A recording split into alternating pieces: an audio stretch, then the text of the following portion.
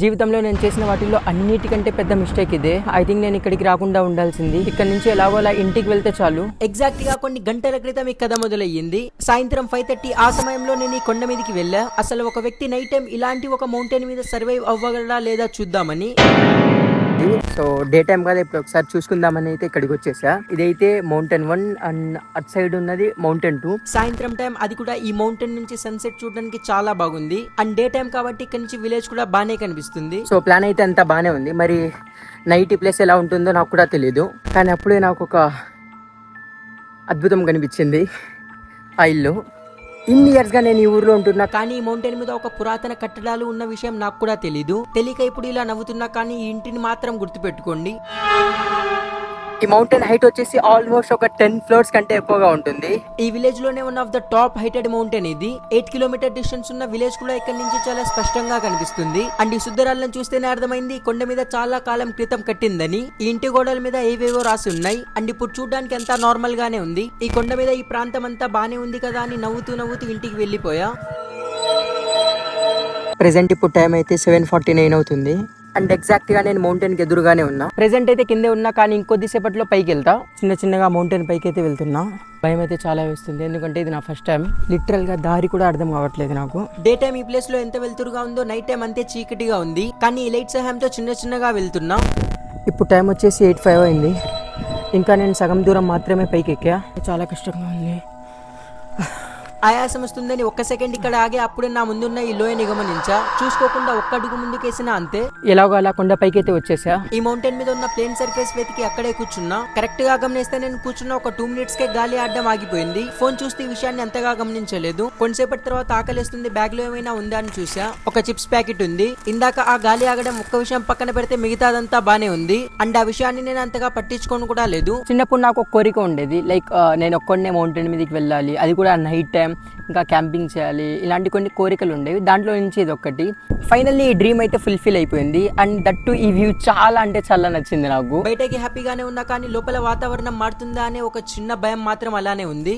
And మళ్ళీ చిన్నగా వాతావరణం ముందులా మారిపోయింది. ఒక్కడనే వచ్చా కాబట్టి ఏం చేయాలో అర్థం కావట్లేదు. సో నాకు తోచింది చేస్తూ అలా కొంత సమయాన్ని గడిపేశా. చిన్నగా సమయం గడిచే కొద్దీ నేను ఇంతకున్నంత హ్యాపీగా అయితే లేనని అర్థమయ్యింది. దీనికి కారణం నాలో ఉన్న భయం కూడా అవ్వచ్చు. లిటరల్లీ నేను ఈ మౌంటైన్ మీద ఒక 30 minutes కంటే ఎక్స్ట్రా టైం స్టే చేసా. కెమెరా ముందు బానే మాట్లాడుతున్నా, కానీ లోపల ఏదో తెలియని భయం. కానీ అప్పుడే బ్యాడ్ టైం స్టార్ట్ అయ్యింది. ఒక ముల్లే కదా అని తీసి పడేసా, కానీ బండల కింద విషపూర్వకమైన పాములు కూడా ఉండొచ్చు. నా భయం ఓన్లీ పాముల విషయంలో మాత్రమే కాదు. డే టైమ్ లో ఇలా తిరుగుతున్న మనుషులు నైట్ టైమ్ లో ఓన్లీ వెహికల్స్ మాత్రమే యూజ్ చేస్తారు. కరెక్ట్ గా వినండి, అటు సైడ్ నుంచి ఏదో చిన్న శబ్దాలు అయితే వస్తున్నాయి. ఎగ్జాక్ట్ గా నేను కూర్చున్న వెనక ఈ పాతకాలపు కట్టడం ఉంది. కొంత సమయం క్రితం దీన్ని నవ్వుతూ ఇగ్నోర్ చేశా. ఇక్కడికి వచ్చిన స్టార్టింగ్ లో మౌంటైన్ ఎక్కేటప్పుడు కొంచెం భయంగా ఉంది. ఒక్కనే కదా వచ్చింది. దాని తర్వాత పైకి వచ్చి అంత సెట్ అయింది, బాగానే ఉంది అనుకున్నా. కానీ ఎప్పటి నుంచి అయితే నాకు ఆ బ్యాక్ సైడ్ నుంచి ఆ సౌండ్స్ వినపడ్డాయో అప్పటి నుంచి కొంచెం భయంగా ఉంది. ఈ కొండ మీద నాతో పాటు ఇంకొన్ని జీవులు కూడా ఉన్నాయి. ఏ క్షణంలో ఏమైనా జరగచ్చు. అప్పుడే ఈ పోలీస్ కార్ ని గమనించా. మేబీ వేరే వాళ్ళ కోసం వచ్చి ఉండొచ్చు, కానీ ఫ్లాష్ లైట్ వాళ్ళ దృష్టిలో పడకపోవడమే నాకు మంచిది. కొంచెంగా నాలో ఉన్న భయం ఇంకా పెరుగుతూ పోయింది. సమయం గడిచే కొద్దీ ఏం చేయాలో అర్థం కావట్లేదు. జీవితంలో నేను చేసిన వాటిల్లో అన్నిటికంటే పెద్ద మిస్టేక్ ఇదే. ఐ థింక్ నేను ఇక్కడికి రాకుండా ఉండాల్సింది. ఇక్కడ నుంచి ఎలాగో అలా ఇంటికి వెళ్తే చాలు.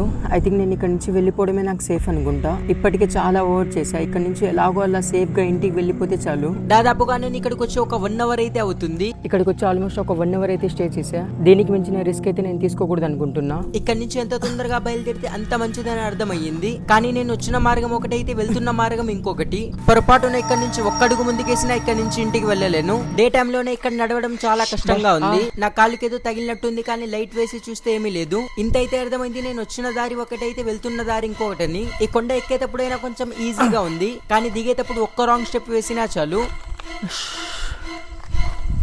మళ్ళీ దారి మర్చిపోయా.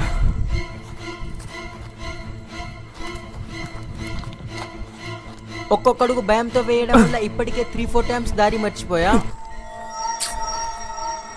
ఇక్కడ నుంచి దారి కూడా లేదు వెళ్ళడానికి. ఈ కొండ మీద అడ్వెంచర్ నేను అనుకున్న దానికంటే చాలా భయంగా ఉంది. ఫైనల్లీ కిందకైతే వచ్చేసా. ఇక్కడ నుంచి సేఫ్గా ఇంటికి వెళ్తే చాలు.